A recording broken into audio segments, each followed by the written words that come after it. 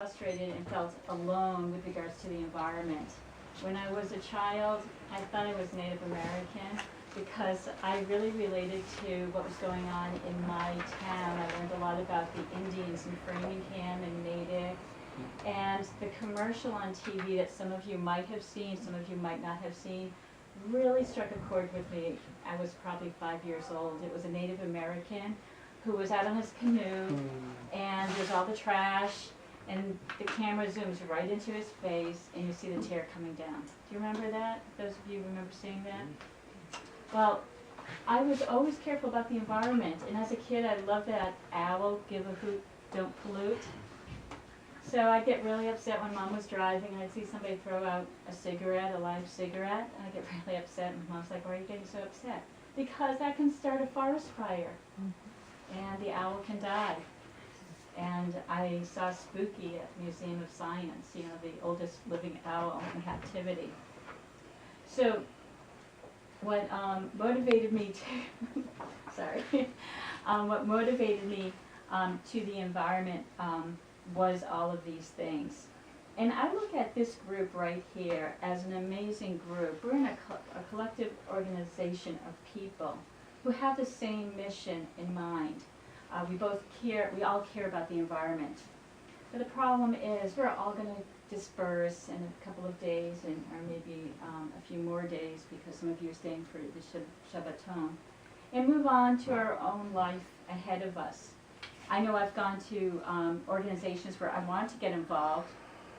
I get there, and then sometimes they digress a lot, and they go off on their own little conversations. I look at my watch, and my imaginary kids at home, I keep thinking about them and the imaginary babysitter that I'm paying for while the conversation isn't on task.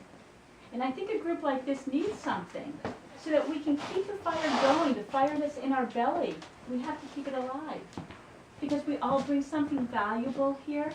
We all speak a different language, and the language we speak is the language that we work in.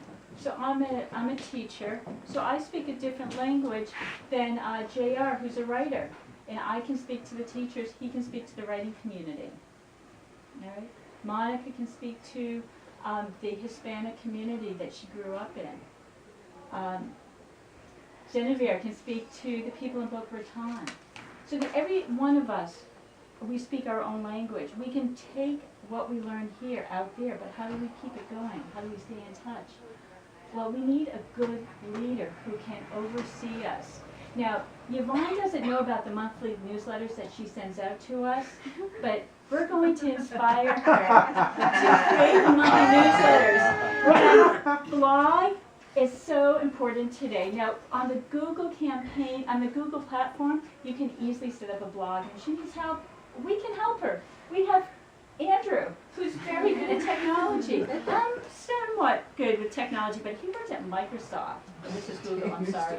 But anyhow, when I say we need a good person to keep us going. And then what's really nice, she's speaking to environmental groups on how to present this, but we should be behind her 100%.